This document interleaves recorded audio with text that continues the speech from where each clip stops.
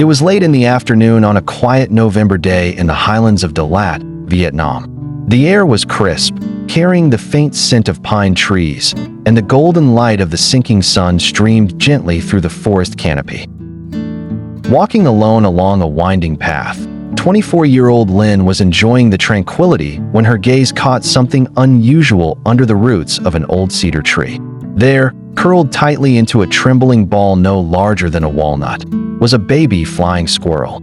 Its fur was still patchy, its eyes half closed with exhaustion, and its tiny chest rose and fell in shallow, fragile breaths. The forest around was eerily still, no sound of rustling leaves, no sign of the mother that should have been nearby. Kneeling down, Linh felt her chest tighten. This tiny creature, abandoned and vulnerable, seemed to teeter on the thin edge between life and death. With both hands cupped gently, she lifted it from the cold earth. The warmth of her palms stood in stark contrast to the damp chill of the ground. "I won't let you die," she whispered, her voice trembling as much as the small life she held. When Linh returned to her modest wooden home on the hillside, she turned her small bedroom into a makeshift sanctuary.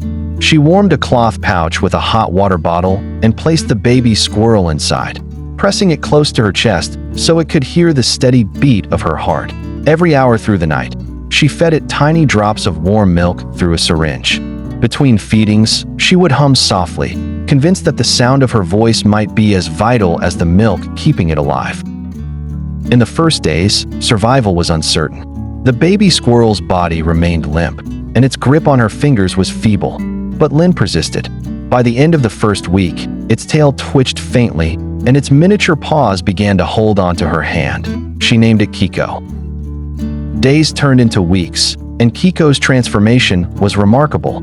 Its once dull eyes now gleamed with curiosity, and its small, velvety ears twitched at the slightest sound.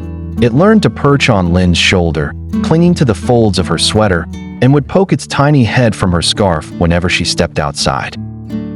The neighbors soon noticed the unusual sight of Linh walking through the village with a small squirrel nestled against her neck. Some smiled, others were curious, but for Kiko, Linh was more than a caretaker. She was mother, home, and safety all in one. By December, Kiko had grown strong enough to explore the branches of the trees outside Lin's house. Yet, even then, it would always return, gliding down to her open hand as if tethered by an invisible thread of trust.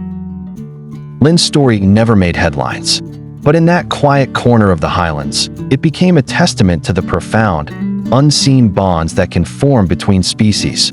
It is a reminder that even the smallest, most fragile lives, when met with compassion, can not only survive, but thrive, returning the love they were given in ways that defy words.